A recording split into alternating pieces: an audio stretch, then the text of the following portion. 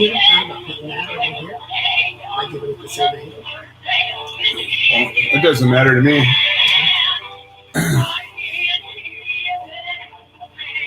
Yeah. We're still stuck in the same issues. I don't think the angle matters much.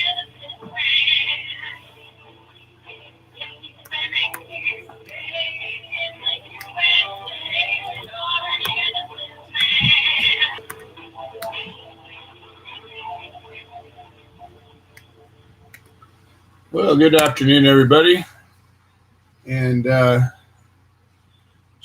it's 8/21/2019. When I got started doing this show, when I got started doing this work, I really thought that we'd have been further along than we are now. And I know many of you think that, we've come so far, we've passed all these laws and we've broken all this ground, but really, how far have we come? How far have we come towards creating a world where we have the freedom to choose what we do with our own bodies, with our own property, with our own possessions, with the food we want to eat, with the drinks we want to drink? Doesn't really seem to matter if it harms anybody or not. We are told what we can do and what we can't do, and when we're given a bit of privileged legality, we're given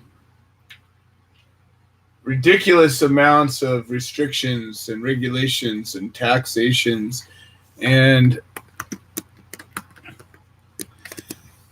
it just doesn't work.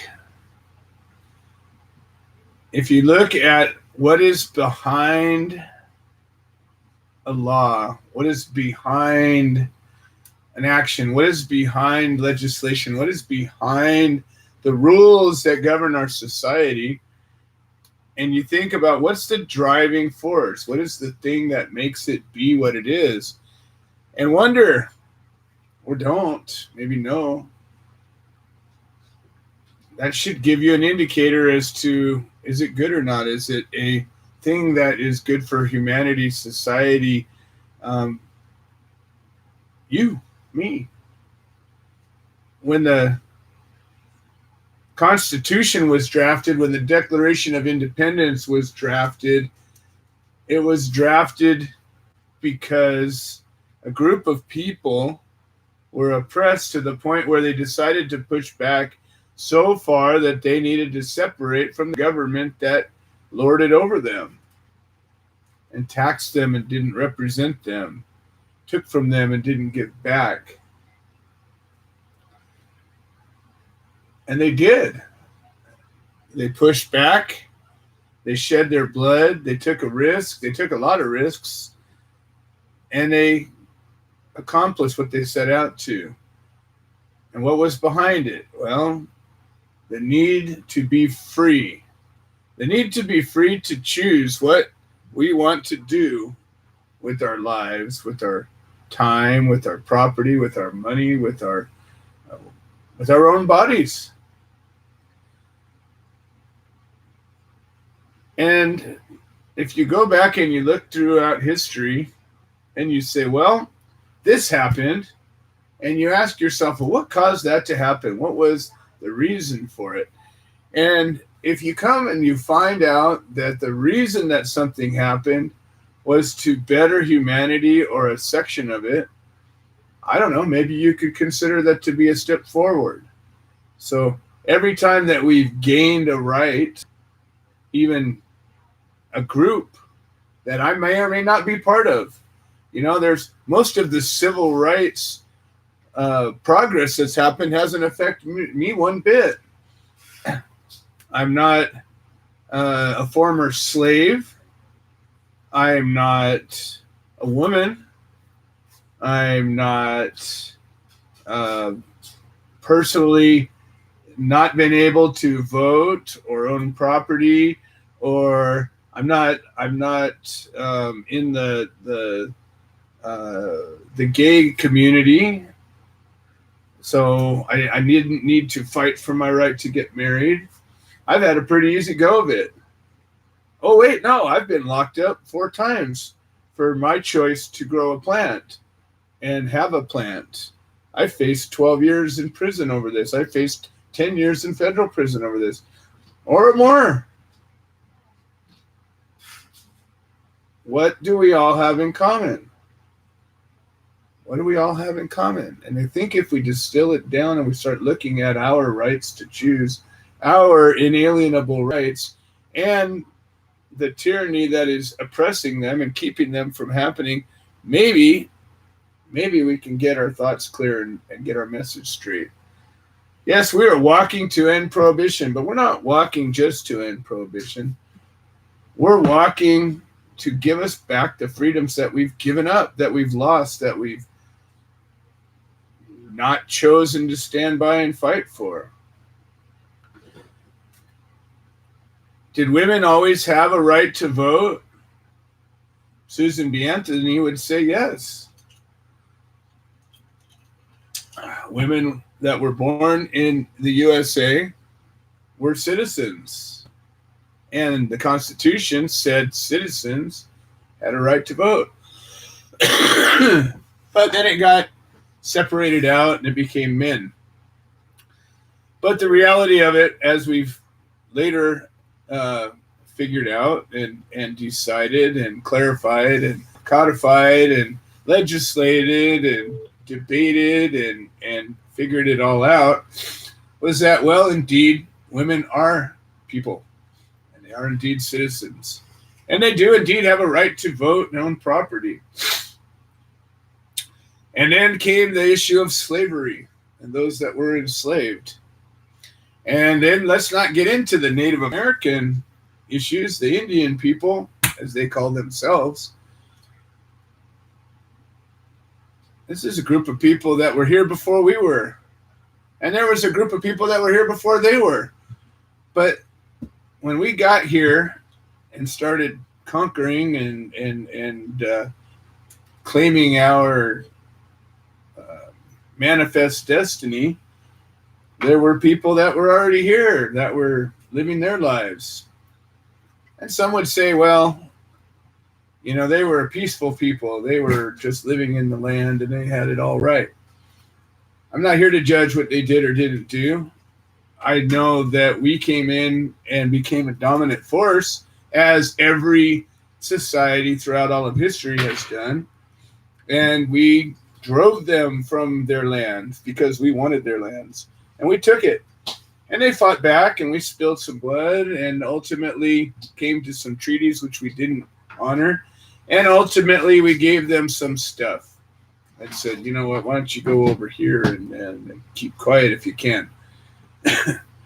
But as we've gained rights back for humanity, they've garnered a little bit here and there. Still a lot of problems. A lot of problems with equality.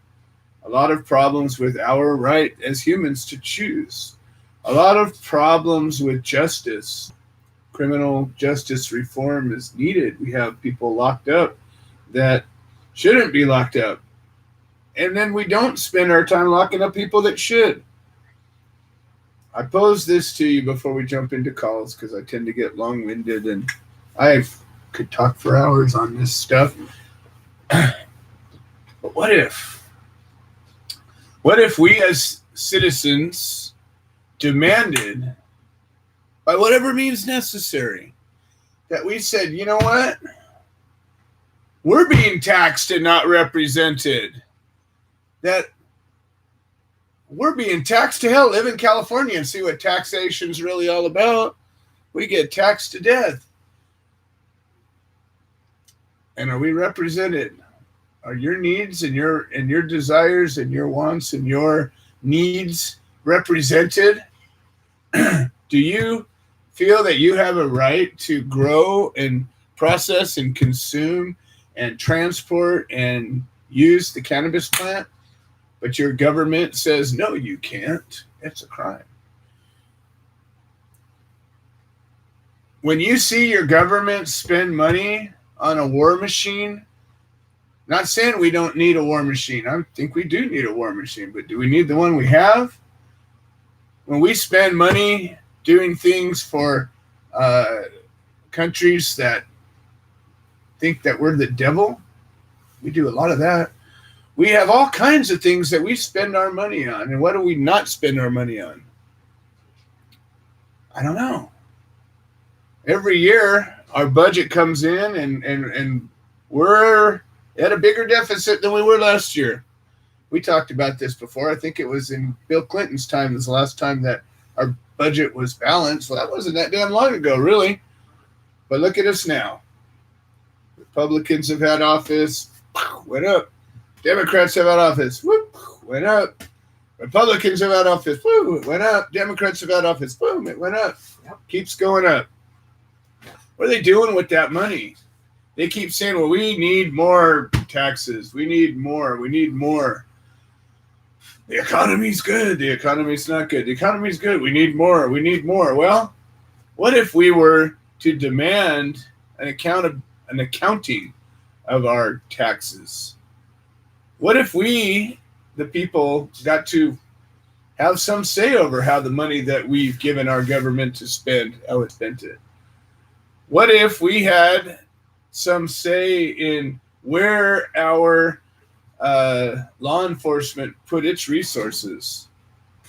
Well, what if we did? Because chances are we do. We have a right to demand anything that makes sense. If we were to do it right, do it well enough, do it loud enough, do it long enough, we can get it. Let's see what happens in Hong Kong. There's 100,000 people every day marching out there. When was the last time 100,000 people did anything in the U.S. besides watch TV? I don't know. Been a long time. Been a long time. We don't hear a whole lot about what's going on out of Hong Kong because it's not in everybody's best interest for us to know what it's like when the people get together and decide to take a stand. And they're peacefully protesting for the most part. Day after day, week after week. This has been going on for a while now. Big old superpowers trying to stomp it out. They got to be careful because everybody's watching. What if we were to do something like that and have a clear message? They actually have a message. These people have laid out what they want to accomplish. Clearly. I still think back to the Occupy movement. We are the 99%. That was the lamest occupation I've ever experienced. It could have been huge. It could have been powerful. It could have accomplished something. Got a lot of people together for a minute. That's it. Just wrecked the place. I saw what it did to LA. Destroyed the place. What did it accomplish? I don't think it accomplished much. Taught some people what it was like to stand and protest. Just forgot to tell them how to give them a message. This walk is all about a message. It's all about ending prohibition. It's all about what is wrong with prohibition to begin with. It's all about our rights to choose. You know, I think if you were to walk across America and say, is it really our right to choose what happens to our own body? You're going to get some people that think you're talking about one thing or another. But this thing that we're talking about right now doesn't have a downside to it. There's a reason that there's two sides to the abortion issue. There's potentially a life at stake, depending on what you believe is a life. Something ends when that happens. And I'm not here to debate what I think about that. I'm just telling you, we have decided as a government that the person that's happening inside of and to has that right to choose that. And yet we do not have a right to ingest a plant that we grew ourselves. Not according to the federal government. Is there anything wrong with that? You know, we let ourselves be tricked into passing a law that allows a certain person with a certain piece of paper and a certain set of rules have this right, where everybody else is criminal. Really? Does that piece of paper make it better or not better? Does it make it okay or not okay? Remember, folks, there are good laws and there are bad laws. There's a lot of bad laws. And we have a right to demand that they go away. We have that right. So let's think about where we're spending our thoughts and our time and our energy, because we create what we think about. We all do. Look what we created. We created a shitty government that's doing a shitty job with its citizens, and we've stomped all over a planet. We've stomped all over animal races. We've stomped all over the human race. The haves have stomped on the have-nots over and over again, and we've let it happen. We haven't stopped it. Maybe if we all started thinking about what we want instead of bitching about what we don't like, maybe, just maybe, we could start making this happen. I want very badly to bring this walk to life and to make it be what it can be. I really do. I want to put my all into it, but I need some real focus. I need to get this thing clarified. I need to get this thing ready, because I know what can happen if we do this right. I've seen it. And we can establish a defining moment in human history with this walk if we do it right. Or it can be another stoner project that a lot of people put some energy into and we forgot where we put it. All right, let's get to our callers. We got a lot of them. Let's start out. We got Valerie Patterson from Missouri, and let's see what Valerie's got to say. Valerie, you are first caller. Welcome to the show. Welcome to A Cup of Joe. How are you doing today? Good. How are you? I am fantastic. I'm above ground, breathing, and currently out of custody. Makes me happy. Yes. I'm sure. So, what's going on? Well, back in 2012, my stepdad and my fiance were busted for growing marijuana. It was all kind of a dirty deal.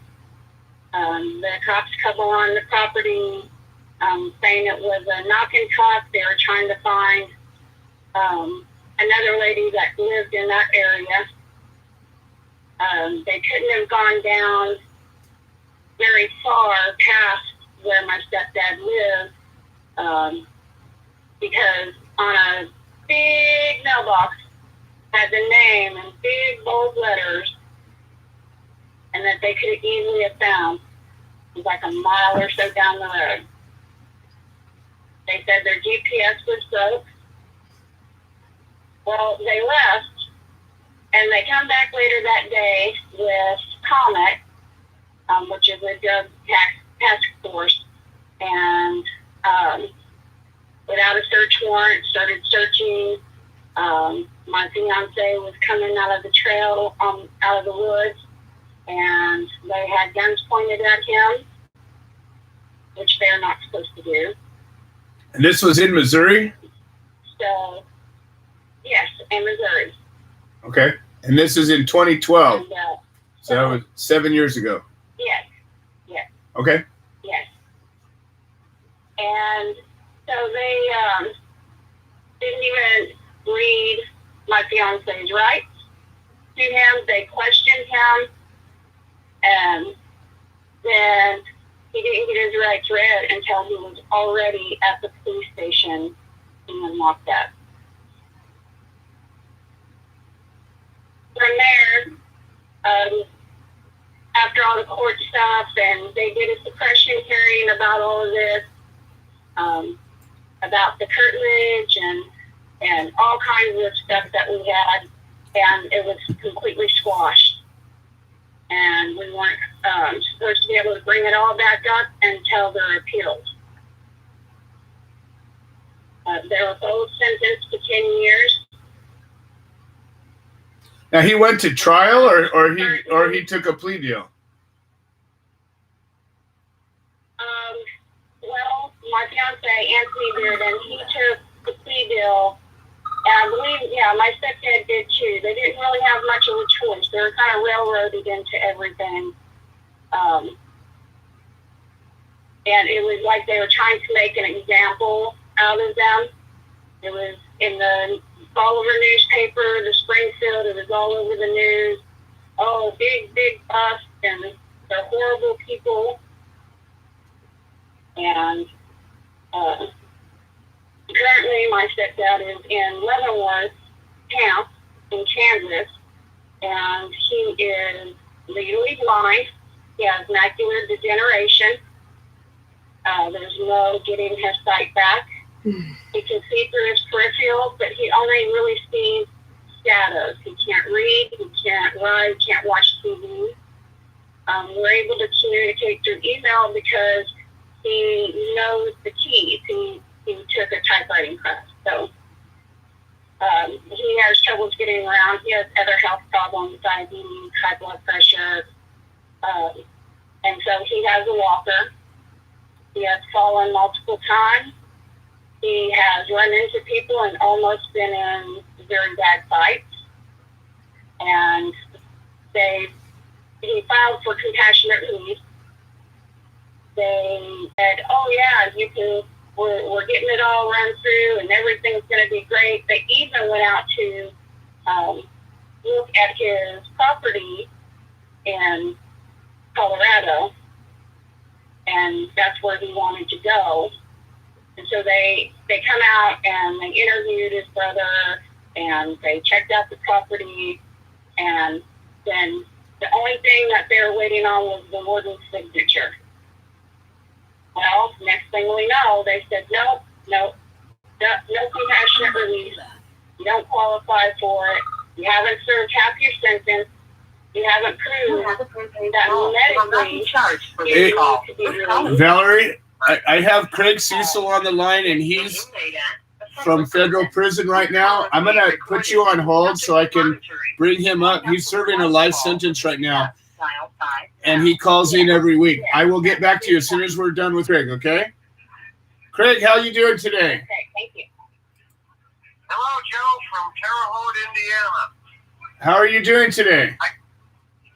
Good. I do have a question, though. Yes. Here in Indiana, they have some of the strictest state marijuana laws in the country.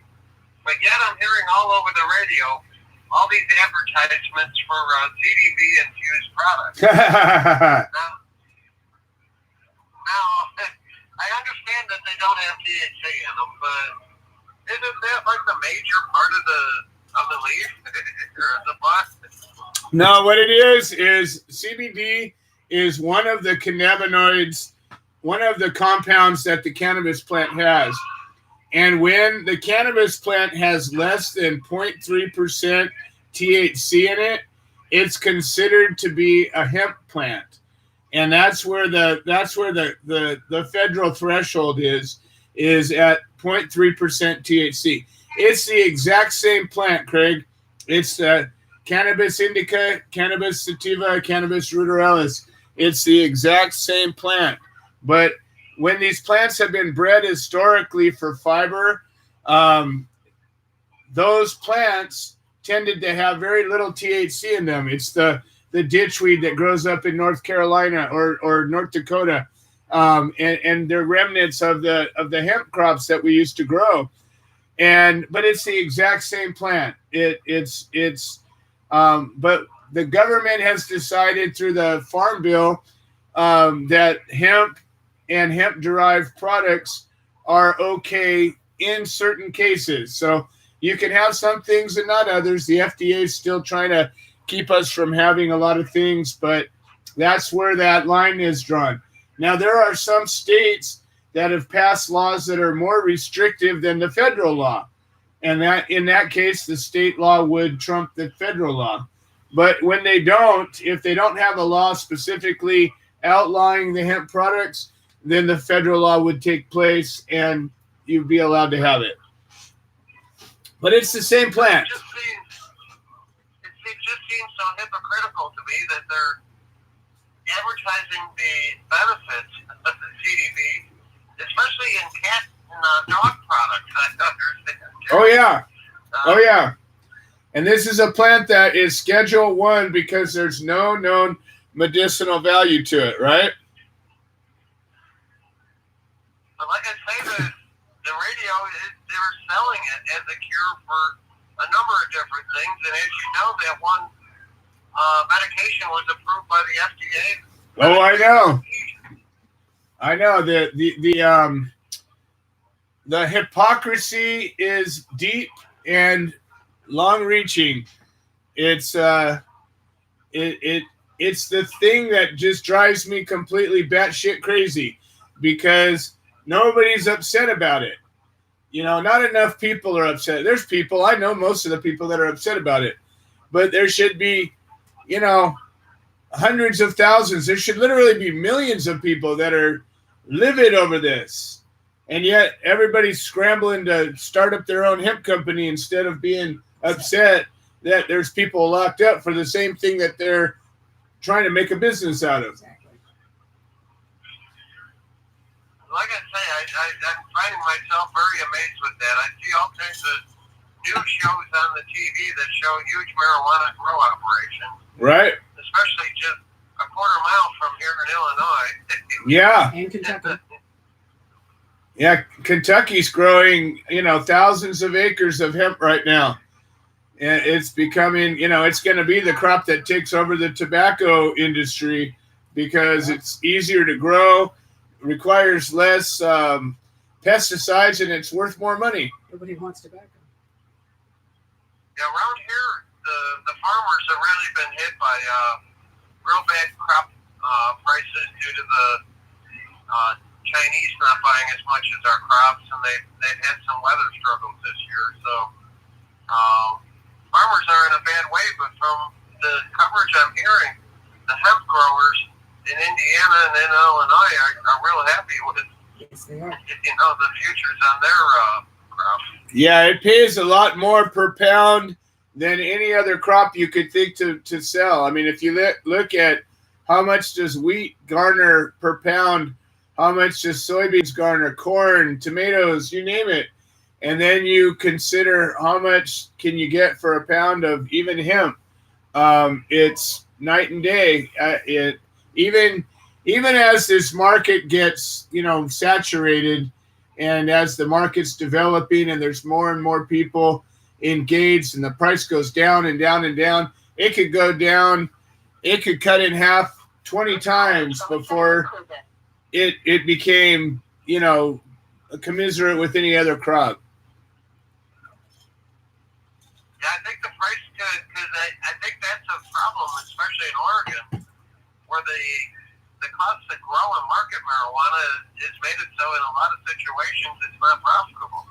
Yeah, in Oregon especially, because there's not a lot of people in Oregon, and there was always a lot of growers in Oregon. They were able to outproduce their need, and so there's millions of tons of marijuana, cannabis, hemp, all of it sitting in Oregon. That the problem is that our federal laws don't allow for interstate transport.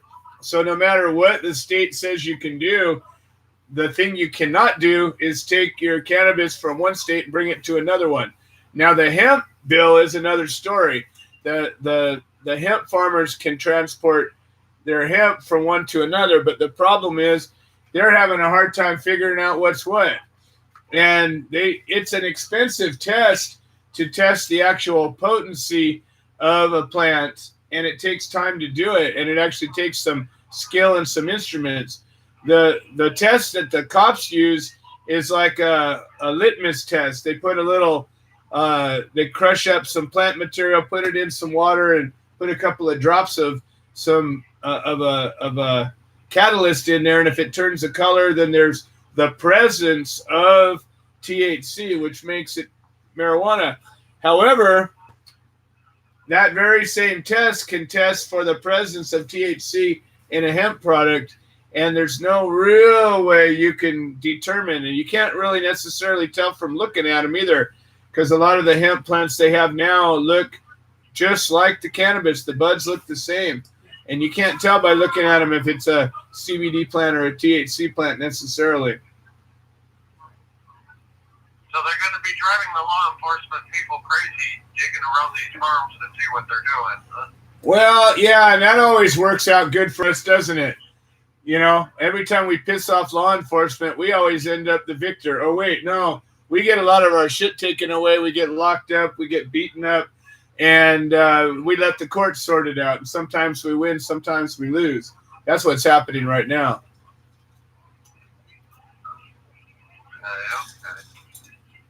So I'm looking over the rail end of the cell block here that's kind of reunited over the last days and over the weekend. They put all the people just in my cell block on a lockdown. And that's because 3 people from the cell block got a hold of drugs and they caught them intoxicated. Well, what they did is they locked everybody, all of us, I think there's about 140 of us, locked us all in the cells, but they only gave us 3 meals a day of 4 slices of bread, 1.8 ounces of turkey, an apple, and a slice of like this processed cheese stuff. yikes. From what best I can figure out, it's less than 1,300 calories a day. I mean, we were hungry and thirsty. Wow. And I mean, and that's if you're just laying there not moving, that's barely enough calories really to to exist. Maybe that's why they did it. Maybe the thing is,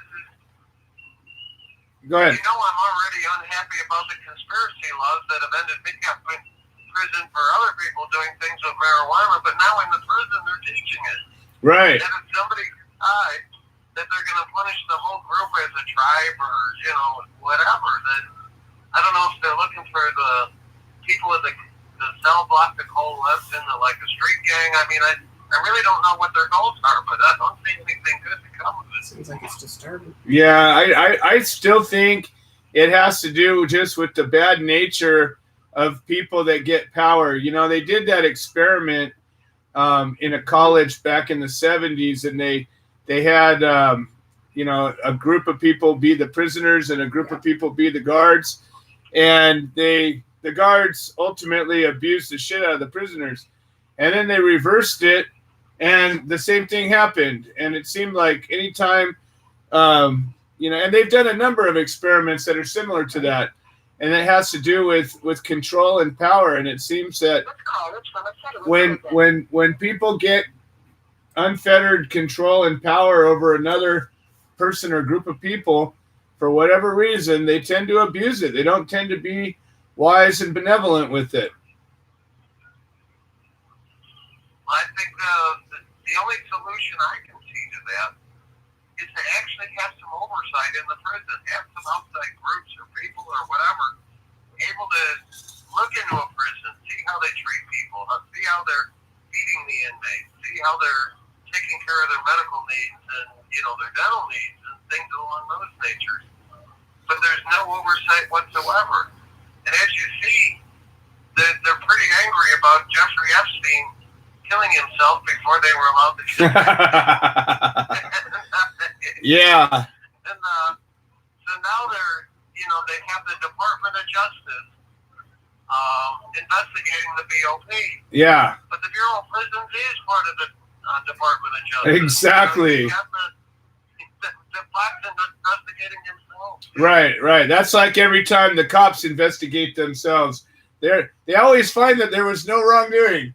Have you ever noticed that? The cops never find that there was a problem. They always go, "Oh no, everything was all right." They were acting within the reasonable use of force or whatever the hell they do. Like they never go, "Well, hell, that was way out of line. He shouldn't have shot that unarmed guy 20 times," you know. But you know, that's the problem. Like you say, the rooster is inspecting the hen house, and it never seems to work. I completely believe that part of the criminal justice reform needs to be a third-party independent oversight that has free reign, you know, to go through and audit as they see fit, and they can't be denied access to anything. And, you know, I mean, and do it in the name of spending. You know, I think they're pissing away tax dollars by locking up people that don't need to be locked up. They're wasting resources. And in fact, they could take those same resources and put them to better use in the prison with the people that need to be there. And you'd probably have a lot less problems and maybe even a chance at some rehabilitation and lower the recidivism rate. I mean, there's so many things, like you say, they can be spending extra money on. The news I see from California is that there's homeless people all over the place. It seems like that there should be some programs to convert those people into, you know, people that are able to support themselves and, you know, have a home, you know, somehow where these people can move up and forward. Well, you know what's crazy is the homelessness has gotten so rampant in Southern California, primarily because the weather's so nice, that we have gotten an outbreak of typhus. Now, typhus is a disease that was rampant in the Dark Ages because they didn't have sewerage plants, and people were dumping their shit pots out the window, and it was rolling down the street, and people were walking in it and covered in it, and it was horrible, right? And the rats were carrying it, and you know and that's what we got going on right now. We got bacteria infections and flesh-eating diseases and typhus.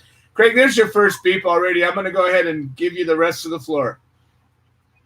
But here you tell me about typhus and diseases and people just really living in miserable ways, but yet they're running around chasing people that are smoking marijuana. Hallelujah. That's what we need to do is stop those damn dopers. Yeah, a smiley bunch. And I mean, just look at what they spend on me a year. They spend, I think the average I see is something like $53,000 a year on me.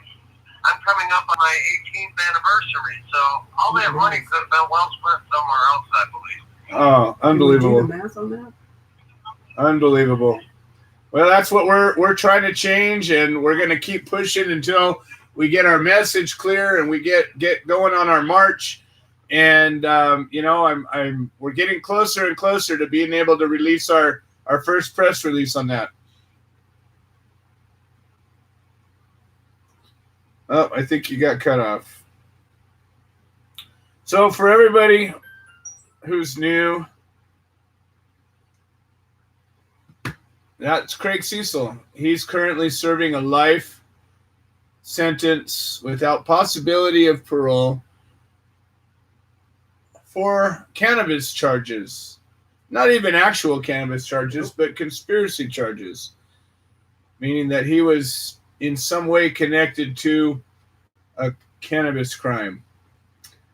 And as he just said, he's coming up on 18 years in prison.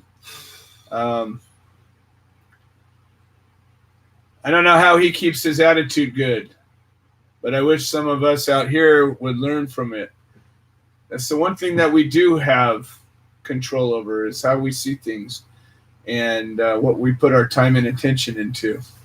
And maybe if we were to think about it and realize how different our lives and our choices are from his, frankly, most of us are breaking a lot more federal laws than he was.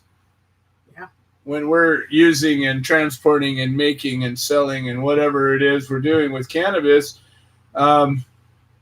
he wasn't even doing that. Nope. He was fixing trucks. So Or his maybe family. if we thought about our delicate nature in this environment, we might realize that it needs changing a whole lot more than we are. All right, let's carry on. Let's get back to Valerie, and let's continue on. Now, as always, I'm burning through time pretty quickly. We got a lot of guests. Valerie, go ahead. Let's continue on. So you left off. Your dad was denied his compassionate release, and it seems to me that he certainly should have qualified for it. So, is he in federal prison or state prison? Yes, their cases are federal. Okay. And and he also, his appeal was denied based on my fiance saying that the judges that denied his appeal must have had a good enough reason. The judge hadn't even read why he was denied, but that was good enough reason to deny my stepdad. Wow. And with regards to, and I have that. I have a copy of that. well, I would definitely like to see everything that you have, and if you can do me a favor and get on the line when you're done with this call, stay on the line, and our screener is doing an amazing job today. Her name is Mary, and she'll take your information, and also the information about your stepdad and your fiance. We have a prison outreach program where we do encourage people to write letters to prisoners that are cannabis prisoners, and if there's anything that we can see that there's an action that can be taken, we certainly would want to help out with that. If there's any kind of a campaign that we can rally in a grassroots way for. Also, we have a chapter of the Human Solution International in Missouri, and it's actually gotten awfully busy lately. Yeah. We've had, I don't know, half a dozen cases that have just popped up. So have you spoken with Dana Bland? Do you know him? Yes, I have. Okay, good. So he is actually... I've been in contact with like 5 or 6 different people yesterday. Oh, good. It's kind of snowballed. No, that's fantastic. Well, that's you're in the right place, and you've come to a group that cares, and there are things that we can do and other things that we can be supportive of, and at very least we're going to care and maybe send a couple of letters out to the prisoners, and let you know that there are people that care, and let's look at your case and maybe make a plan. And you'd be surprised when people are willing to get out there and fight, and they find that there's people willing to stand with them.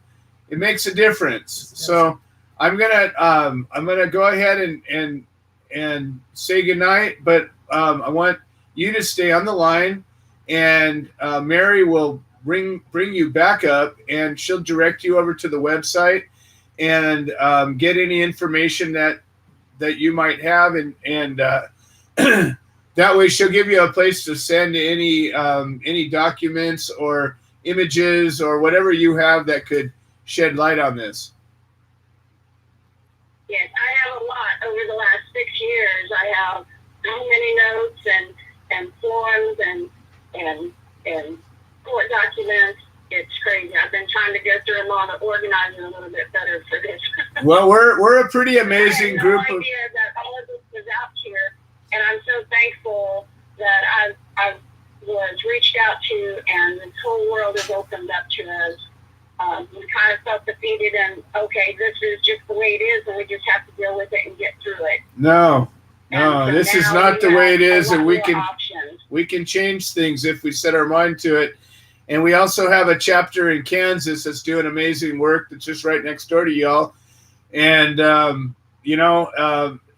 there's a number of us that have been through it. I fought the government for 6 years, and I've been locked up a bunch of times for cannabis, and we have people that served life sentences that got out that are part of our organization. We have people that have done prison time, that have fought and won. I mean, every scenario you can think of, we've got people in our organization that have been there. We have wives and brothers and sisters of inmates. We have, you name it. And the thing we all have in common is that we believe that no one should be locked up for this plant, and that we believe that our civil rights are precious and valuable, and that we deserve them. And it's just about every federal case that I've heard of, there was at very least what I see as a violation of civil rights, and if not a whole lot more. So we stand with you. So go ahead and stay on the line, and Mary will catch your information. Yeah. And she's wonderful. And just go ahead. The gentleman that you talked with before, he is right about mass punishment. One person gets in trouble, they all get in trouble. Yeah, and he's currently in Terre Haute, Indiana, in serving a life sentence for pot. So without the possibility of parole. Without possibility of parole. That So is ridiculous. He's one of the people that we stand with, and we're working as hard as we can to break through and get him out. So you got a lot of people that are here to help out, and just being part of a team makes a difference. So thank you so much, Valerie, for calling. I appreciate it, and you're welcome to call back anytime with any updates. But Mary will get your information, and she'll direct you a little bit better. All right. Have a good night. All right. Thank you. You too.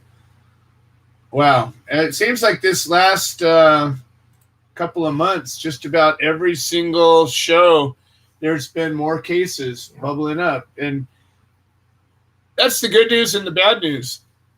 The good news part of it is that people are finding the show, and that this effort to unite and to inspire and to motivate and to enlighten is working. People are becoming aware of these problems that we keep talking about. And when you hear two people engaged and saying one will help the other, or you hear about a group that's here to help, it can give somebody purpose. It can say, well, I want to help them helping out. And ultimately, oh, yeah, that's the name, part of the solution, the human solution. So anyways, that's what's going on right now. Let us continue on. We've burned up already, most of the show, but we're going to go on as we do. And let's see where we're at here. I've got on the line, I got Pete Yapel. I've got Terry Catrone-Lowe. She's going to come up next. And then we've got Jeff Eichen and Tom Corby and a bunch of other callers that haven't been screened yet. So we got a full show ahead of us, folks. Stay on the line. If you have something that you want to talk about, if you have a question for a guest that's on, if you got something you want to say, if you don't like something I'm saying, pick up the phone and call 646-929-2495. And I will always make enough time for everybody to say what you have to say. And that's how we roll here. So Terry Catrone-Lowe is a dear friend, and she is part of the Human Solution. And her and her husband, Theron, have been part of our organization for many years. And they have supported many cases, showing up for court support the way we do. Terry's one of our militant supporters, as am I. And want to see everything done right. Want to see when we show up to court that we dress up to the nines and we are respectful and we do everything we can to be effective. And there's all kinds of scenarios where everybody has the right and the freedom to do things the way they want to. And always remember, when we're supporting somebody, the defendant's the one that calls the shots. If the defendant is okay with somebody being a certain way, then so be it. It's the defendant's call. We're here to support those defendants and those prisoners. And those of us that are fighting will appreciate that. And sometimes, though, paying attention to things that work. We've got a lot of years of doing this. We've seen things that work. And when we talk about our policies and our standards and our guidelines, it is only because we've seen them work and we want them to work for you. So just be mindful. A lot of good people doing good things with good hearts, and we just want the best for each other. So sometimes we disagree on what that is and should be. That's human nature, folks. So Terry's got something she wants to share with us, and I think it's pretty impactful. Terry, welcome to the show. How are you doing today? Hey, Terry. Hey, how you doing, brother? Hey, Lisa. How are you doing? Doing great, doing great. Welcome. It's a beautiful day, that's for sure. Amen. Yeah, so as you know, Joe, I went down to visit with my sister who lives not here. And anyway, she had an interesting story. I don't really keep in contact with her, so that's why it's a little new to me. So about 6 or 7 months ago, by the way, my sister is a huge cannabis activist. She's been to prison for transportation and all of that. So it's not like she doesn't know anything. She's definitely educated. She was driving back and forth from one place to another, and she wanted to medicate. So she picked up the vape cartridges. And so she has like a 2.5-hour drive, and she's puffing on the vape cartridges, going back and forth.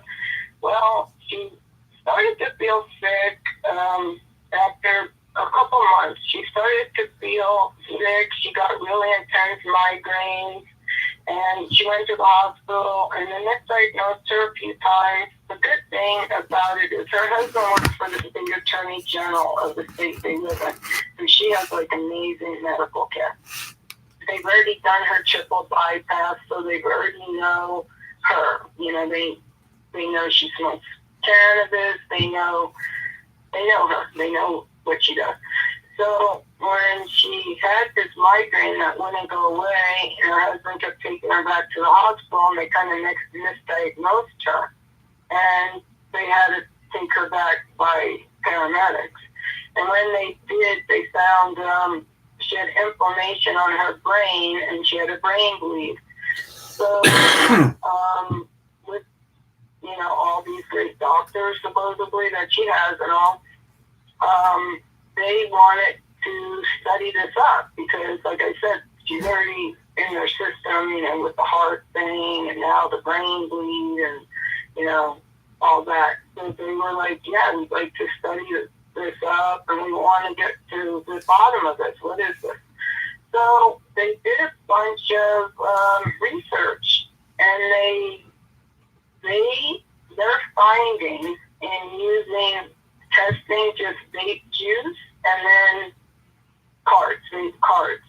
Their testing was that all of them contain some amount of bacteria. Now, if that's bacteria from human error, or if that's bacteria from something in the process. One thing I do want to say is she used 3 brands. One was Brass Knuckles, one was Pure Vape, and I forget the name of the other one, I'm sorry. But they were all ones that, well, we all know Brass Knuckles had a hard time here in California passing their little license and regulating system. So they kept coming back with tainted. We all know that here in California, they kept coming back with tainted. They wouldn't pass them here. But the Pure Vape was always regulated and licensed, bullshit, whatever.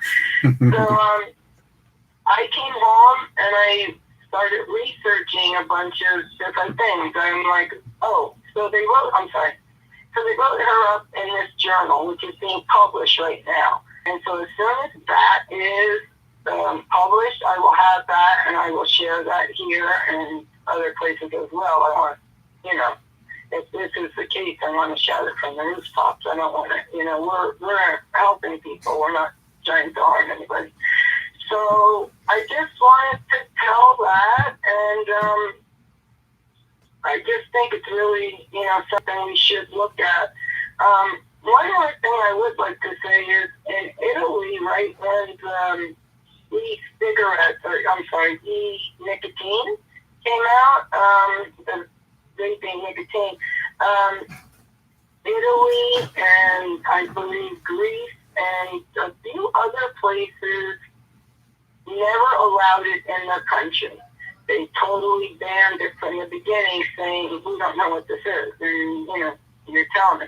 I have a 24-year-old who smokes, unfortunately, needs nicotine.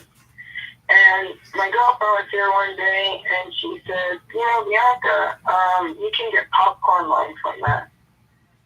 And she's like, I buy the stuff that doesn't have I buy the stuff that's better. I pay more money.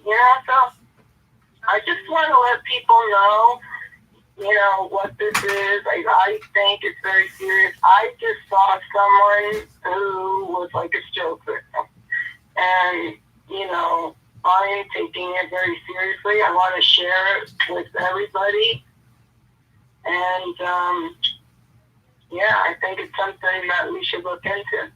Excellent. Well, I think that we should get the facts about everything that we're looking to do. So many times the new technology will come on the market, a new thing, a new toy, a new way of ingesting, and people jump into it. They fall prey to the marketing, the social media, and all this stuff on it. And how many times have we come to find out, whoops, we should have rethought that one.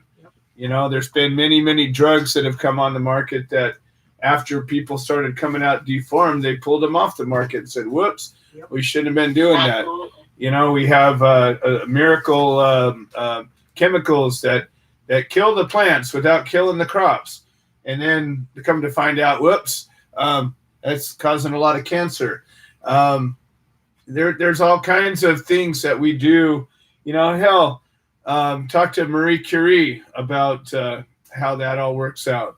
We bumble around thinking that we found something, and we don't give it really enough time to figure out is it safe or not. And on some level, I think that we should be allowed to do what we want. But I think that there should be an arena where you just have to post very clearly. We don't know what this is or what it might or does do to you.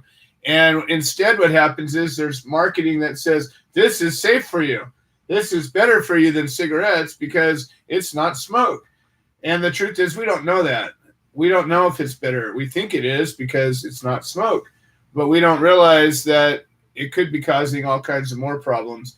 We just don't know. And I think that people should be given all the information that we know about pretty easily. And we should also have the right to choose. If we decide to take that risk, then so be it. But take that risk knowing the risk that you're taking. And, when people use these sorts of things to say, see, we should be regulating the hell out of it, go look up wine and glyphosate and go find out that, oh, wait, every bottle of wine has Roundup in it. Oh, shit. Everybody loves their glass of Chardonnay now, don't they? We're going to go and get us a glass of wine. Woo! I'm just saying, regulation is not necessarily the answer. I believe that education and freedom is. And you know what? The Darwinian effect will happen. The herd will thin itself out some. And yet people aren't going to get bamboozled as easily, and they're not going to blindly stumble into something if they have access to the facts and their freedom at the same time. That's where I stand with it. But as you know, I just recently started dealing with a line of vape cartridges, and I was hoping to get out there today, but I didn't. But tomorrow I'm actually going to bring one into a random vape cart into the lab to be tested for any kind of toxins, and just going to pull a random sample and see what's up. And if there is toxins in it, you can be sure I'm going to address the manufacturer pretty harshly. And, Right. you know, I'm all about the truth, though, for sure. So I appreciate. Absolutely. Same here. You know that. Yep. And I appreciate you calling in, Terry. It's good. Terry's one of the people I'd that. like to say one more thing. No, I'm just kidding. Go ahead. In doing this research, sorry, bro. In doing this You're research, good, Terry. You're good. and looking into all the vape things and, you know, the cartridges, I did post something on my Facebook page, and it has a few pages from San Francisco, a study I found, and it said that people have been getting pneumonia, so it's been messing with people's lungs and stuff like that. So, you know, I did, you know, do a little bit of research, and yes, I think people should do what they want, and as long as they're not harming themselves or others, I think that's, yeah. And remember this, folks, and I say this a lot, correlation is not causation. And a lot of times people make assumptions because this happened and I did this, that this caused that. And it's important to do some real research and really study what's happening and get in there and make a true connection between things, because I don't know the truth. I want to know the truth, though. And I think that a lot of times things are demonized that don't deserve it, and things are not demonized that do deserve it. I think we should get to the bottom of it, find the truth, and let's lay it all out there for everybody to see. I agree. All right, Terry. Well, thank you again. I'm glad that you joined the show today, and I would love to hear from you more regularly. Actually, I have something else I'm calling in next week about. Good. Yay! Awesome. Yeah. Right on. Yay, Terry. And I know what it is, but I'm not going to say because I'm the best secret keeper there is. All right. Awesome. Thank you so much. I'll talk to you next week. Terry Lowe. But I'll talk to you next week. You betcha. Bye. Whoops. Whoopsie. I cut her off. I apologize, but she was saying peace. And we love that word. We got Glenn Keeling up that needs to talk right away. And remember, if you're online and you're in a hurry and you got to go, hang up, call back again, and tell our screener, hey, can you put me up next? I do the best I can. I try to get to people in order that they come, but sometimes things get screwed up and confused. Glenn Keeling is currently going through a case with his wife, and you've probably seen the Facebook campaigns that have been going on. These guys are fighting the good fight, helping out others at the same time, and they are chapter coordinators of the Creative Care Beacon chapter of the Human Solution International out of Ohio. And Glenn, welcome to the show. How are you doing today? Hey, I'm doing good. I'm doing with Joe tonight. I just had a little quick now. I'm sitting here watching, listening to your show, and they're the sports guy here. Listen, cannabis is illegal federally, and states are able to do what they want. But just because state, and I want you to pay real close attention to this, sports, because I know you're hearing me. Just because a state is legal does not mean that the federal government can't come in and screw you. You got Westmore that is serving a 10-year sentence for legally doing exactly what he's supposed to do. You got Craig Cecil that is serving a life sentence for not even touching cannabis. And you want to sit there and you want to talk about, legalizing it is dropping the price. Screw the fucking price, buddy. Nobody cares about the price. What we care about is we care about people serving life. We care about people serving any day for cannabis. It doesn't matter about price. It doesn't matter how many people or where it all gets legalized at. I hope the price drops to $100 a pound. That way you can't grow a fucking thing, you prick. Well, and on that note, Glenn, it sounds... People want to talk about, price and profit over patients and people. That pisses me off more than anything, man. That's not right. Should not be able to make a profit on something that people are serving prison time for. That's the bottom line. Listen, my name is Glenn Keeling. You can find me real easy. We are going through a case. We have a attorney conference this Friday at 1 o'clock. We don't have to appear anything. If you need help, or you have any questions, or you just want to talk, my phone number is 419-863-0498, and we are the Ohio chapter of the Human Solution Beacon. Woo! My hat would be off to you if I was wearing a hat today. Glenn, you guys, you and Peggy are absolute heroes. And I just want to point out that it sounds to me like you're referring to some kind of a Facebook squabble that was going on. And I have always, and I will always invite anybody who doesn't agree with any point of view that I lay out the floor. Please call in and tell me how you disagree with me. Please call in and tell me how I'm wrong. Please call in and tell me why pot should be regulated and taxed to death. Please explain those things to me so that I can understand, because clearly I don't. And I will stand for human rights, and I will stand for freedom and liberty and the right to choose. I will always stand for that over the right for one person to profit over another every single day. And I will always give you an opportunity to come on this show and explain to me how you're wrong. But I won't engage you in a Facebook pissing contest, and I won't get into that kind of a deal. And people know me. No, I don't spend a whole lot of time on Facebook. I'm glad it's there. It helps to get the show out there, and a lot of good has come from it. However, you'll never bait me into a keyboard battle. And Glenn, I appreciate you coming on, sharing your view, and I tend to agree with it. So Creative Care Beacon, Ohio chapter, please look up Glenn if you're anywhere in the Ohio area. There's a lot of work needs to be done out there, and we need more people helping. All right, Glenn, thank you so much for checking in, and I will hopefully talk to you all tomorrow. Yes, sir. Thank you guys very much. You guys have a great night. You betcha. All right, let's see. We're now running a little overtime. We got a couple of calls still need screening, so hopefully we're still locking and loading with that. Let's see. I got Pete Yapel. I got Dana Bland. And I've got Jeff Eichen and Tom Corby. Tom generally is the last one up.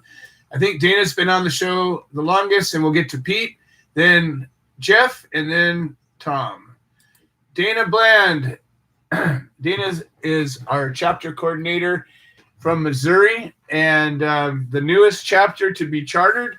And hell, I think you're becoming the busiest one of us all with more and more cases that have come out of Missouri. How are you doing? Yeah, it's gotten pretty busy. We're going for court support the state down there. In Kansas for Jennifer Hess. Right. And then on the 3rd, can you hear me? Yes, I do. I hear you. Okay, and then on the 3rd, which I don't know if I can get up there or not, but Zach, he's got a case coming up at 9 a.m. on the 3rd. And then I've been in contact with the people down in Texas, and they've just been coming out of the woods around here in the last week or two. So it's been pretty busy. Well, when what happens is, and I with Glenn Keeling and Peggy, when they first came to us, they had a case, and we said, well, if you can help out, you're like a beacon. It's like a little flashlight that you shine. It says, hey, I'm out here. And you know as well as many of us that have gone through a case that when you get hit, it's like darkness comes down. Like, just the world gets dark and ugly. And when you see that little flashlight shining, it's like a little beacon. And then when a bunch of us get standing together, it's almost like a concert where everybody starts flicking on their lighter. Yeah. And the light gets brighter and brighter and brighter, and it becomes like a lighthouse. And that's why Glenn and Peggy, they called their chapter the Creative Care Beacon. And I've always said that that's what we're like, is we're like a beacon out there in the darkness. And what's happened is you guys got through a case, and you were out there preaching it. You were out there speaking and standing up and teaching people about their rights. And that was your light. And now all of a sudden you got folks that are finding you. And hopefully if we can get these same folks that are fighting to get how important it is to keep fighting and to help out other people while they're helping themselves and being helped. And that's what ends up happening is we create a community. And I think that that's the key to this whole thing. That's the key to the success of this organization and the work we do. Is building community and tapping into the humanity of it all and tapping into the human solution. So that's what you guys are doing, and clearly you're doing it well. Yeah, well, I think that with all that's going on with the human solutions, and I've hooked in with like 20 different groups out there just so I can get the message out, which has been paying off because they've been coming on your show too. And like the other day, Sonia and Steve was doing a tape in Sark before she went in the hospital, and I just started plugging on it because I wanted to have her hit over 1,000 before that night, was over, and it did. Nice. So, but I think that in the next year, with the march and all the things that's starting up now, that we have a very, very good chance to take and get things changed in this country. Oh yes, this is not an accident, my friend. I think that what's happened is your case came through and brought you and Glenn and Peggy's and Pete and Helen coming into our world and Becca and Laura and Kathy and all the people, Lisa and Mary and all the people that have gotten together, Tom and Donna and Frank, and I mean the list just goes on and on and on. And what's happened is we've all found each other, and now we're deciding that look, we can do something. We can do something that's bigger than all of us. Each one of us could be out there beating our own drum by ourselves, but when you start standing together and you start drumming louder and together, and Mike and Sarah, and I mean, I hate mentioning names because then all of a sudden I'll forget to mention a name, and then that person I didn't mention gets harmed, and now I really put my foot in it. So crap, and everybody else, Scott and Nikki, and George Martirano, yeah. George, yeah. I take it all back. I remove any name I mentioned because I that was foolish of me. Say everybody. Yeah, everybody, and there's so many people, but you're right. This march and these chapters that are popping up, it's making a difference, and I think that we're on the verge of a game changer, of a defining moment in human history, and I believe strongly that we're a part of that defining moment. So, Dana, it's just an absolute privilege and a pleasure to be working with you. I can't wait to meet you and Suzanne in person, and I know that's going to happen sooner than later, probably before the march gets started. Yeah, Peter's going to be coming through here in October, and I'm going to take him pull in a bunch of people when he comes to have sort of rally. And if we didn't do our victory thing because it just was playing too hot, that's a good time of year to do it. So Good. Well, hopefully I'll be able to join you. That's awesome. All right. Well, that's fantastic. We're getting more and more callers rolling in, and we're burning through time. So, is there anything in particular else that you wanted to lay down? And then, of course, let us know how to get a hold of you. That is always important. Yeah, I want to hope for change and the end of prohibition. The Missouri chapter of Human Solutions International. My phone number is 417-847-7974, and I can always be reached here on Facebook too. Awesome. Well, thank you so much, and you're doing such good work. And I'm just so excited about the growth of this organization and everything that's been happening. So stay with us, my friend. We're gonna we're making a difference and moving mountains. All right, Dana Bland, folks. Yeah. Oh, sorry. God dang it. I did it again. All right. We got a bunch of more callers. So we're going to be pushing hard on time, but we're going to get everybody. So we got George Martorano. He's coming up next because he generally doesn't have a lot of time to talk. We got Zach Salazar. Oh, no. Zach's just listening. So good. Welcome, Zach. And we got Forrest, the guy that was referred to in this little confrontation is called in. I'm curious. Way to go, Forrest. Yeah, I'm curious to see what Forrest has to say. So definitely, Forrest, you're going to get your chance to speak your piece. And who knows, maybe you'll teach us a thing or two. That would be kind of cool. And then we got Jeff Eichen and then Tom Corby and Pete and Helen Yapel were here. Yep, they're still here. Holy cow. We got a gigantic show still in front of us. So let's get to George because he's always on a short time. And let's see what's going on. George Martorano is a hero, a lion of a man, an educator, and he's a man making a difference in the world. George Martorano, welcome to the show. Yay, George. Hey, my California brother, how you doing? I am doing fantastic. Doing absolutely great. How are you doing? I'm happy to announce to our audience out there, I'm just finished up the Premium Pete show. It's a top broadcast show in Manhattan.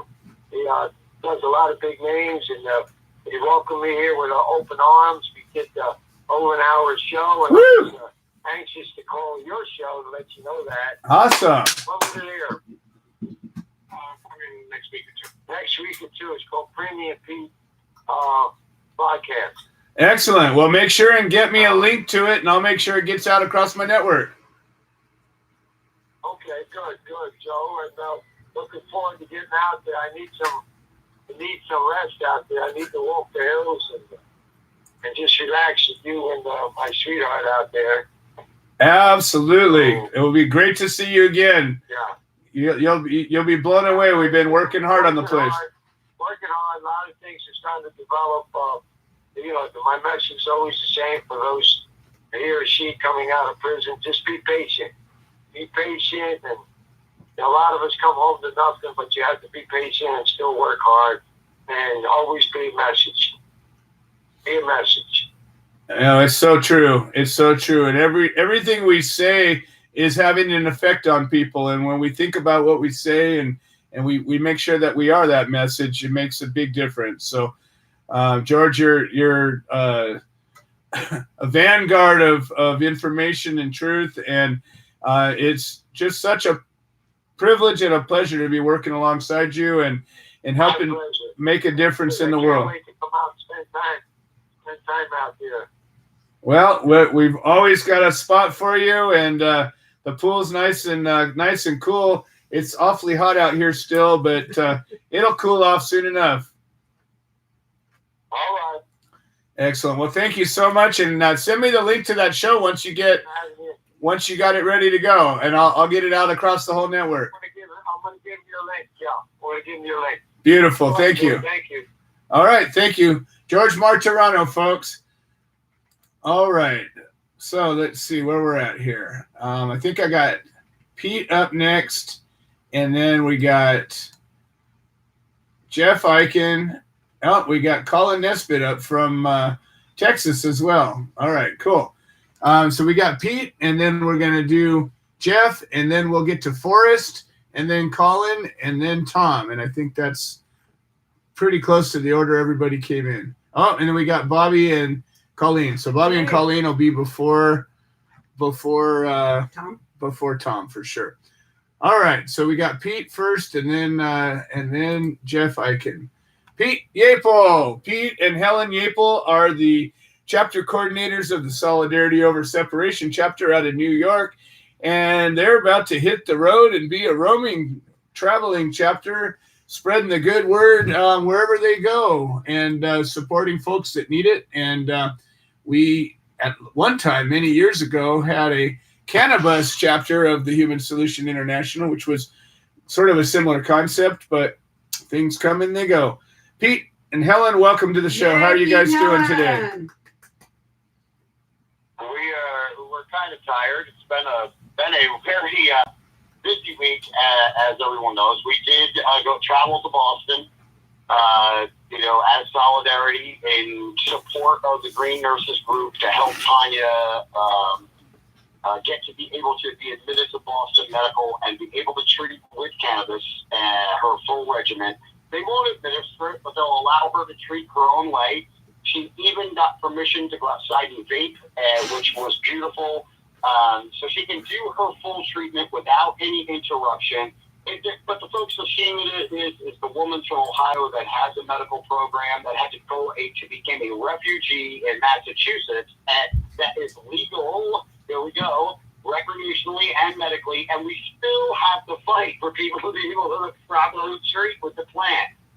Go ahead. There was one thing that I noticed that was actually brought to our attention when we were there in Boston. Right across the street from the hospital where she is what they call methadone mile, and the methadone clinic right across the street. And when you go by this, it's the saddest thing you could ever imagine. Everybody is outside the methadone clinic on the street, across the street from this hospital, doing the heroin. Needles hanging out their arms. Needles hanging out of their arms. Yikes. And people are just walking by, going about their business. Wow. And you got people overdosing on the streets. This is across the street from the hospital. Wow. In front of the methadone clinic. They're supposed to be getting there and going there, getting treatment, and they're going outside, and whether they're swapping their meds out for heroin on the street, whatever way they're doing it, it's being accepted. There's not anything being done about it. And it's funny because even the nurses will stop and record them on their phones and such, as if it's a spectacle of sorts. And it's disturbing. It was very disturbing. And it's what we fight for, everybody. But again, the Human Solution International is a 501c3 civil rights and human rights organization, and we do believe nobody should be in jail for a plant. But as Joe said, we've really truly extended to education, to patients' rights, to the right of just about everyone, because this plant affects everyone. Every human being has an ECS, every mammal does. We all need this plant more than we could ever imagine. So Helen and I are packing our home up. We are October 1st. We'll already be on the road. We will be starting out and headed down to Florida first. We're going to be a little selfish and head to see Marty. But on the way, we already have 2 rallies set up. Talked with James Masner as we go through Atlanta and some other people in Atlanta. We'll have a great rally as we go through there. Folks, this is Helen and I taking our lives and saying, listen, our freedoms are all at stake here. We're doing this for every single human being that is listening, that can't hear this, that just resides on this planet. And we're doing this for many reasons. We are going to do a huge membership drive for the Human Solution. Why? Because we know what our organization can do. We've seen it. We see the good. We hope someday we don't have to fight to get people out of jail, and we're fighting for something else. And then we can in turn use whatever capital we gain from that to do that. But again, folks, this is all volunteer. Our money is used for specific things. So we're going to go on a membership drive. We're going to fundraise, yes, to get from place to place. Why? Because it is everybody's fight and everybody's war. We're putting ourselves out there to do this. So please, just help us along in any way you possibly can. Today, a miracle came or landed in our lap. We had a friend of ours from school who's been watching, and she said, I've been watching, and I see you've been looking for a trailer, but I've been just watching to see what happened. And tomorrow afternoon, we will have a trailer in our driveway, ours, that we can now take on the road, and we don't have to worry about it. Congratulations. That's awesome. That is fantastic.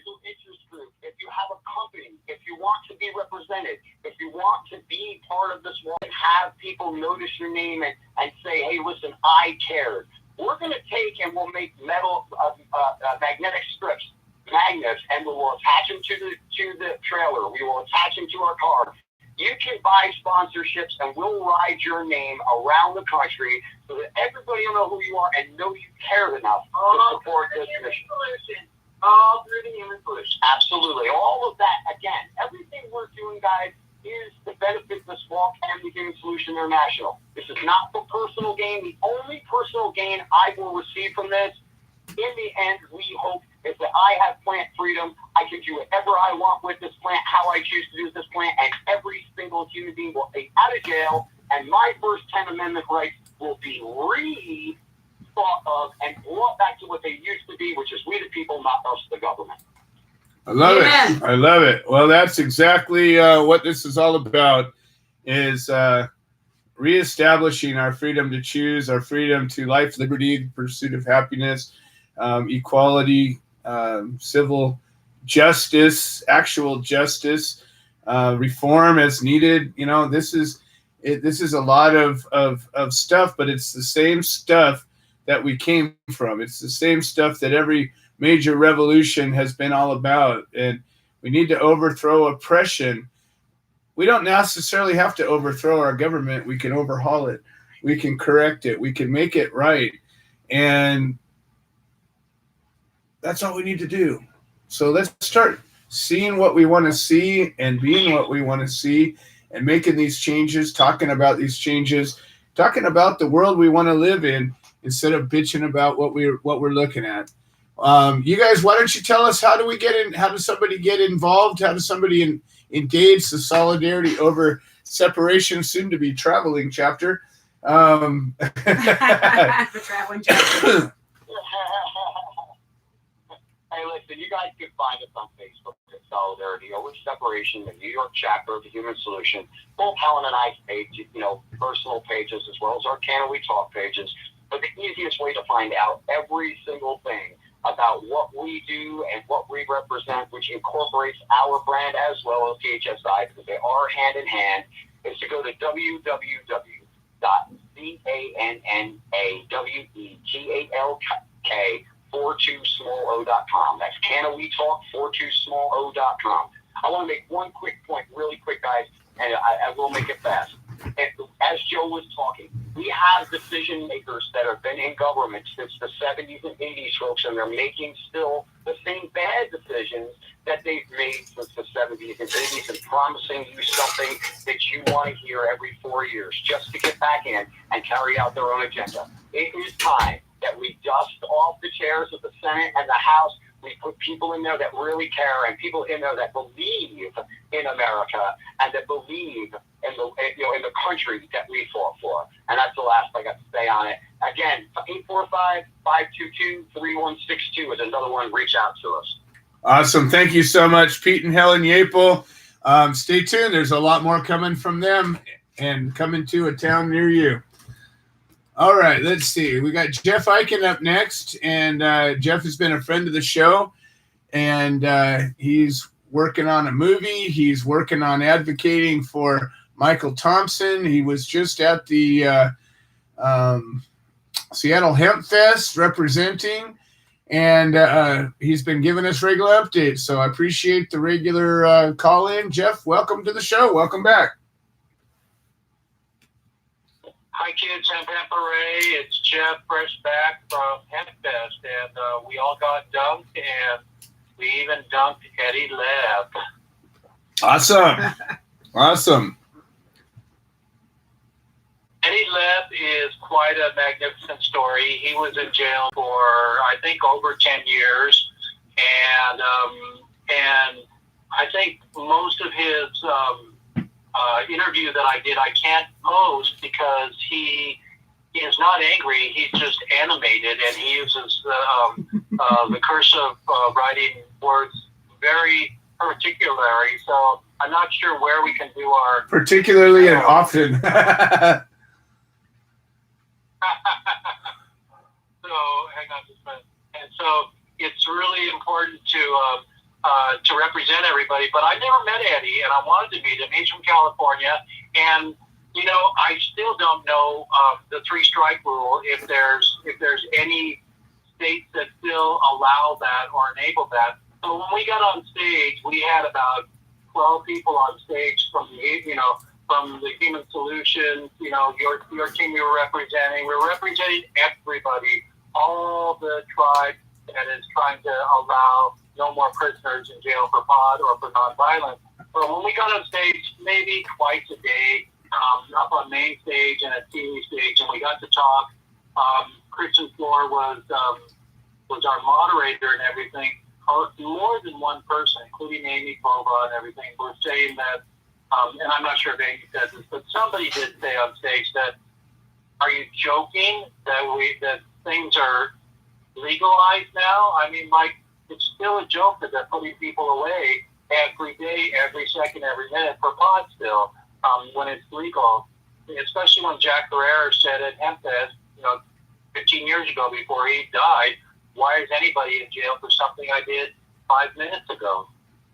Mm-hmm. Yeah, it's absolutely true. And, I wish the message of the Seattle Hemp Fest would go out broader and louder, because, I feel I've been there and it was a great experience, but I feel like, you're preaching to the choir so much that you do reach people, because there's a lot of people, there's always new people that don't get it that now do. But that message is such a powerful one, that what the hell are we celebrating anything for when one person's still locked up for this? It's not done until the last man leaving the prison take the flag, because that's what needs to happen. And we're going to make it happen, folks. We're going to make it happen. Well, my heart is still cracked open from 3 weeks ago visiting a prisoner in jail. And I know that we talked to Craig Cecil, and I know George called in when he was still in jail, and I got to meet Jeff Mazansky, and now he's home. But the reality is that we're so dumbed down by the wizard behind the curtain on the Schnellovic stupid road, the guy behind the curtain.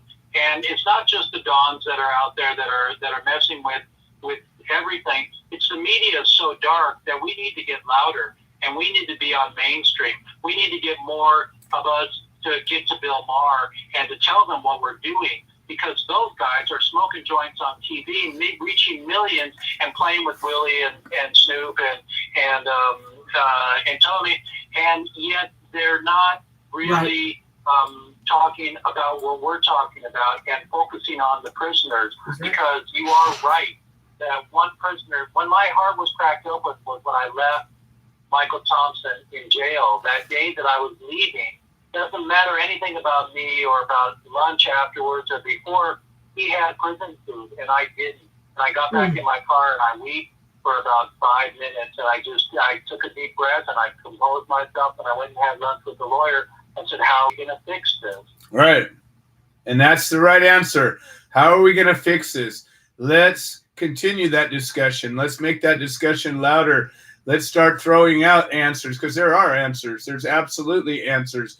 And that's what needs to happen. There needs to be common sense engaged in our legislation and in our criminal justice system. And there needs to be influence of that common sense that's at least equal to the influence of the special interests that currently do influence it. And I think that that's the thing that keeps getting lost. Where's the common sense? On that head that you're on there about the legal interest and the blah, blah, blah, I said it forever, and I'll say it again publicly, everybody. Listen to me, everybody. Stop what you're doing and listen. Gay marriage got it. They were a taboo, and now they're not, and they went to the Supreme Court. Let's go get their people. Have them march with us. Let's have solidarity for the weirdos on the planet that are not weird. They are part of our tribe, and let's use gay marriage. They freaking got legalized. I couldn't agree more. I couldn't agree more. I say it in the closed sessions as we're organizing these events, and anybody that's ever been successful, I want to talk to the people in Hong Kong that are organizing their marches, because they're doing a great job. And it's the media that's stifling the message right now, but there's 100,000 people out there making their voice be heard, and they cannot and they will not be ignored, and they're going to get what they want because they're going to stay with it, and nobody's getting hurt from the marchers. The marchers are not violent, and they're doing it's a powerful example of peaceful protest and the value of it, and that's what we're learning from, and those are the people I want to connect. As soon as they get what they're set out to get, which they're making clear. I want to talk to the organizers of that. I'm going to friggin', learn Chinese if I have Hong to. Kong solid, baby. But at the end of the day, this is the real deal, and our message is just as strong, just as powerful, just as impactful, and just as necessary. And that's what we're here to do. Well, we need to go to the top, and we are at the top. And the media is so dark. The media is always talking about, Greta Thunberg. I've been following her. She's on a sailboat. She is 16 years old, and she's against climate change. She had 1.4 million students across the globe sit with her out of school for climate change. These are the kids. Let's have the kids on the march. Greta will not fly. She's halfway to America. She's coming. And so I want to enlist all of our children that have had somebody in jail in their family for pot, and I want to raise them up through film. I want to raise them up through your radio show, and I want to get our media to get light on us. I want us to get louder. I agree, and that's what this is all about. This show gains viewers every week, and you're being a part of it is helping all of these people. I'm supposed to have an hour show. I'm an hour and 40 minutes into this show, and I still got a bunch of callers to go. Why? Because that's what we're doing here. We're getting a message, a voice, a platform for everybody to get their message out, and it's growing, and the voice is getting louder. We're reaching more people, and we're setting the stage for this march across America to make these changes that we need to get our voice, our messaging, our drumbeat, and the vibration of it all. It's all happening, and you're a part of it. I'm a part of it, and I'm just glad to see that there's a harmony. People that didn't know each other, didn't get along, were in different groups, whatever it is, we seem to be coming together, coming to the table and agreeing that this is important enough to stand together for. Well, I'm so proud of you for holding your space and for being articulate and for being caring and for organizing the march and and all of these things for what you do is there's a lot of effort in what we do, but the reward will be, and for me the reward was filming Jeff Madansky and now bringing him to the Drug Policy Alliance and having him sleep, on a cot in our hotel room. So that's awesome. Awesome. Being in jail is too hard. Yep. I totally agree. And each of these little victories are going to add up to the change that we need, but only if we stay the course and only if we grow. And that's what's happening right now. Well, Jeff, it's a pleasure to continue speaking with you, and I'm excited to here. We're coming up pretty soon. Next week, we're going to hopefully get that ruling for Michael Thompson. And, who knows? It may very well be a joyous, joyous day. I'm looking forward to it. That'll be great. And everybody, you can see on my site, on my website, lifersthemovie.com. I'm now on YouTube, and you can go watch my movie for the next several weeks for free, everybody. So pass it around. If you get more than 5 people, or how about 420? 420. Here we go. More than 5 people in your house, I will call in or have an ex-life or George or Jeff Madansky call in right before you show your film and have a really great, time. And I'm just really blessed that you let me on your show. Anytime. It's always my pleasure. And again, we're rallying the willing, those that are willing to get out there and make a difference, put a risk out there, put your voice out there.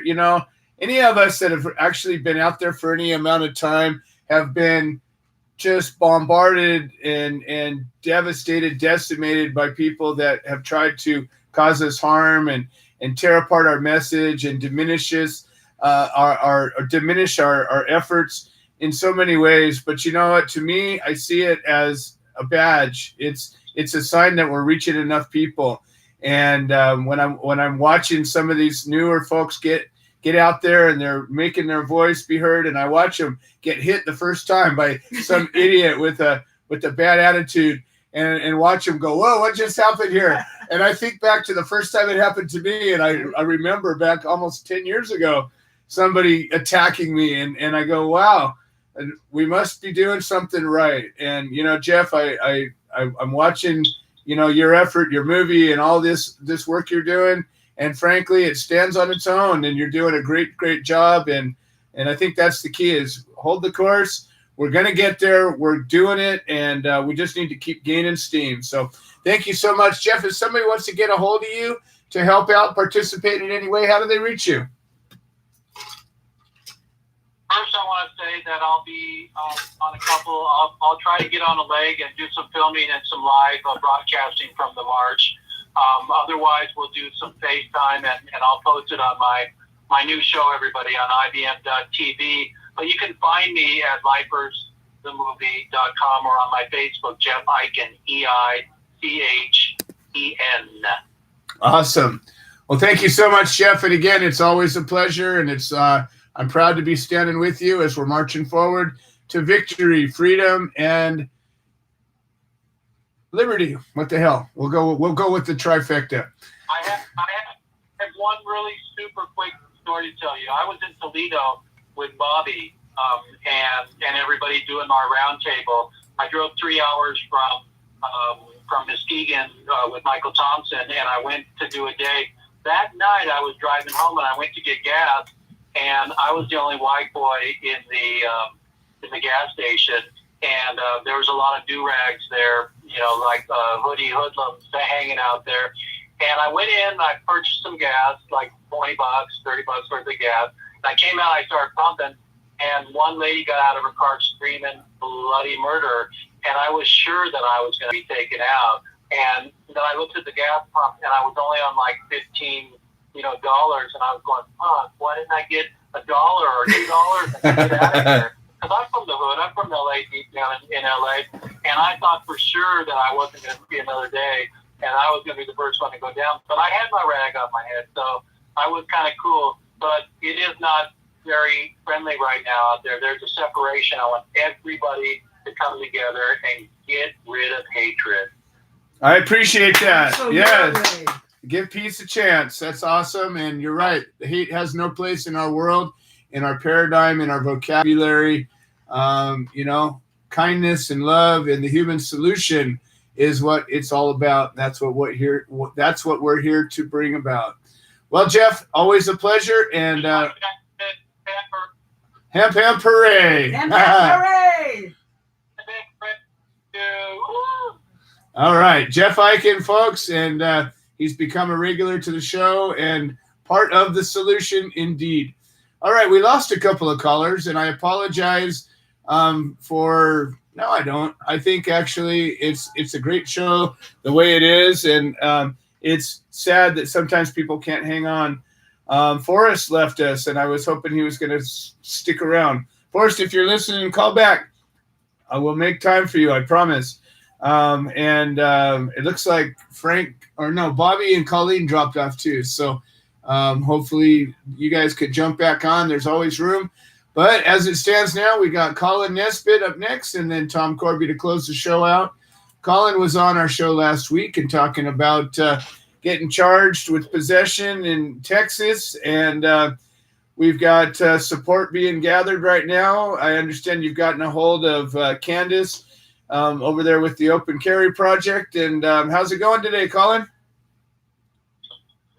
It's going pretty good as of now.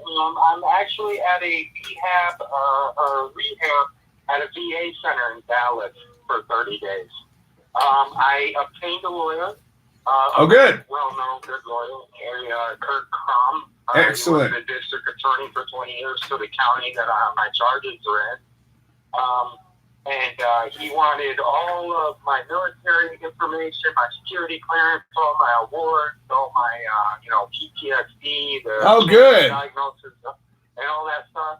So I sent that over to him. My wife is going to take it over Thursday. And And I also sent a thumb drive with all the video footage because I was, like I said before, I have cameras all outside of my house. Right. At the front door. So the police kind of just forced their way in the door without a warrant. So he's going to try to get it thrown out on that. Excellent. I'll cross my fingers, and that's what will happen. He also said that we could claim that it was hemp because of the hemp law in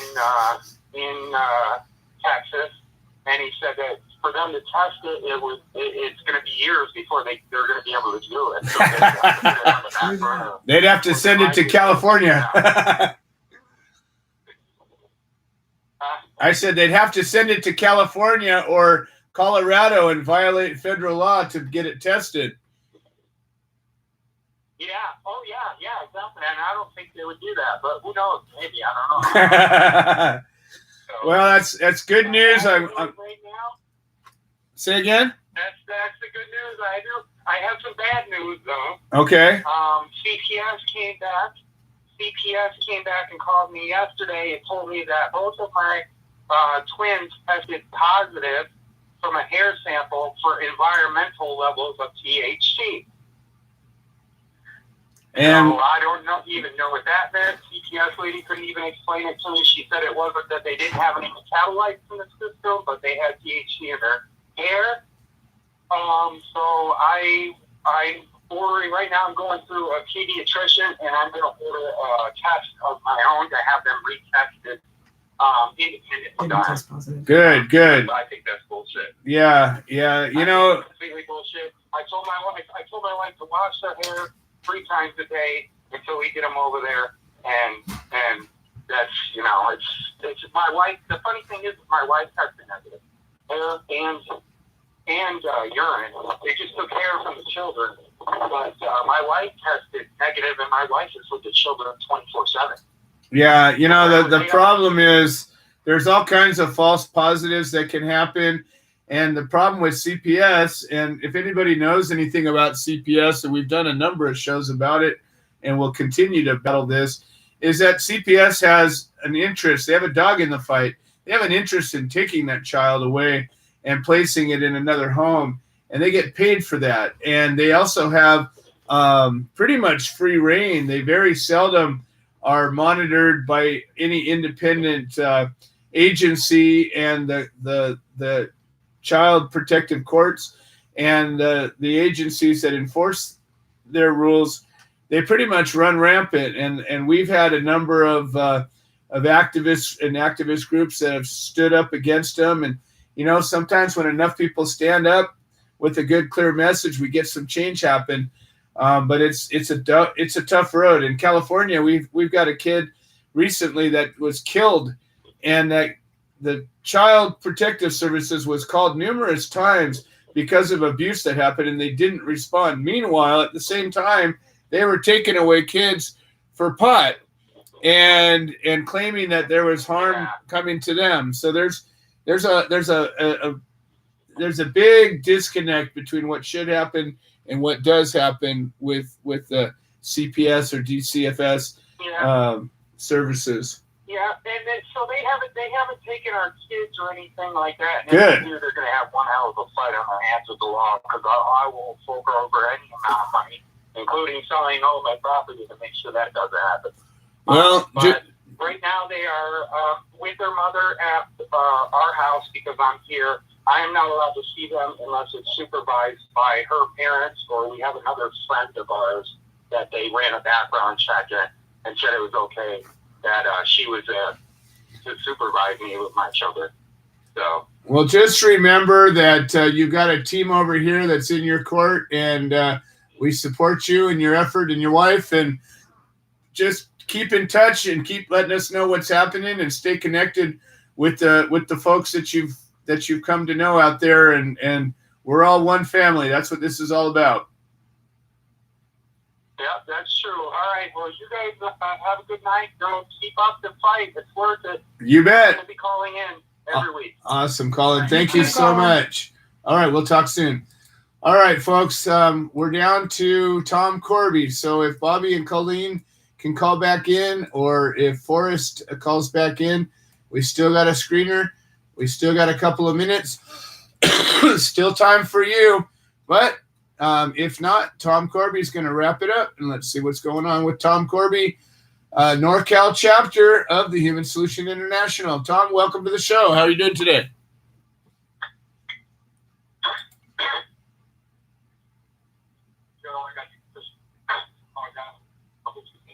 You're flickering real bad. See if you can put the phone up to your mouth or something.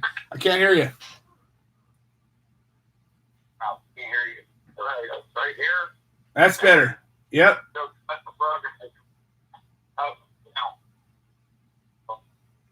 Real flickery. Oh. Yeah, okay. Well, I always thank you, Joe. That's good now. Don't move. Just keep talking.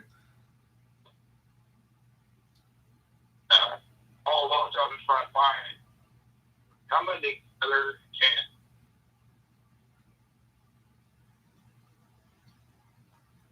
The flea flicker. No, we're losing you. We can't hear anything you're saying.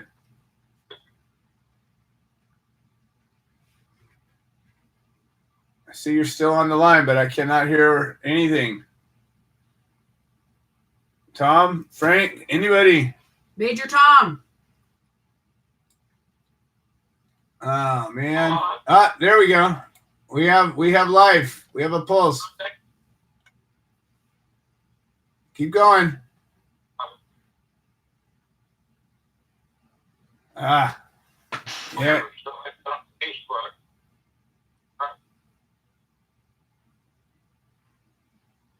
I don't know. Just can't hear you. Come on. You keep flickering. Find that sweet spot.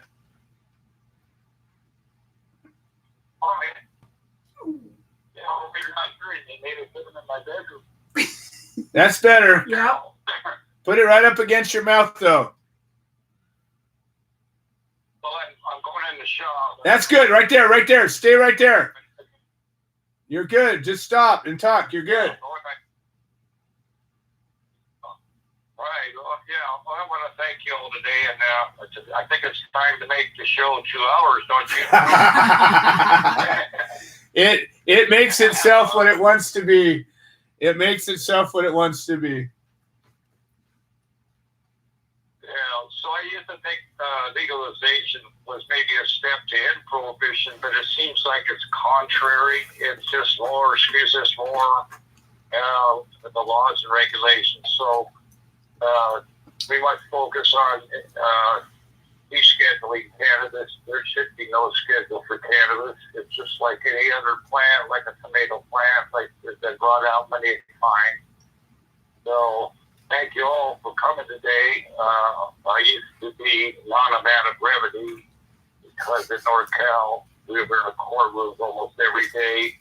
Now I have a lot of free time because like Frank Canan, Joe, all of us stand our ground and we take them on to trial.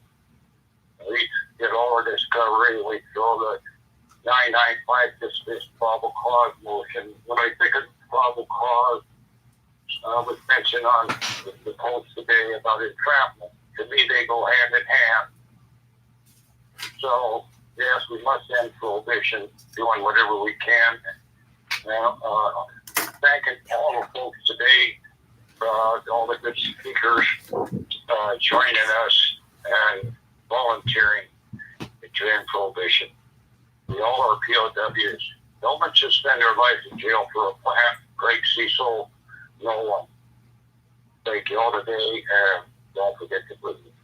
All right. Well, thank you so much, Tom. And I really, truly, and deeply thank everybody who has ever been a part of the Human Solution, has ever decided that there was something worth doing that was bigger than yourself. And I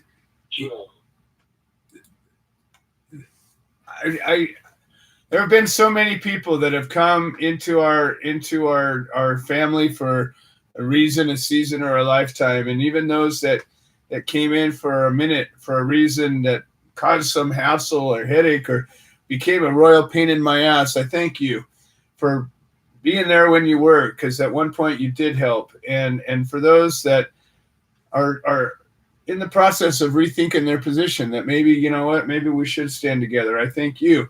And for those that came, that we helped, that turned around and got afraid and left, you know what, I thank you too. Even though I wish there was more that we could have done together, there was a time that what you did was worth fighting for, and you helped to unite us.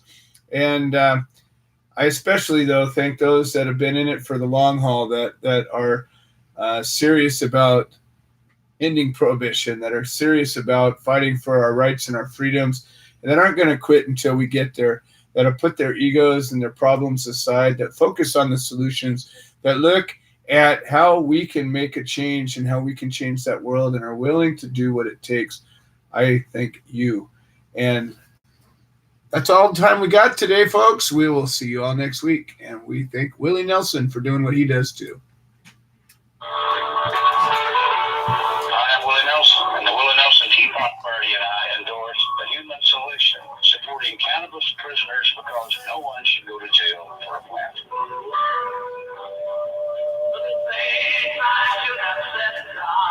You were always on my mind.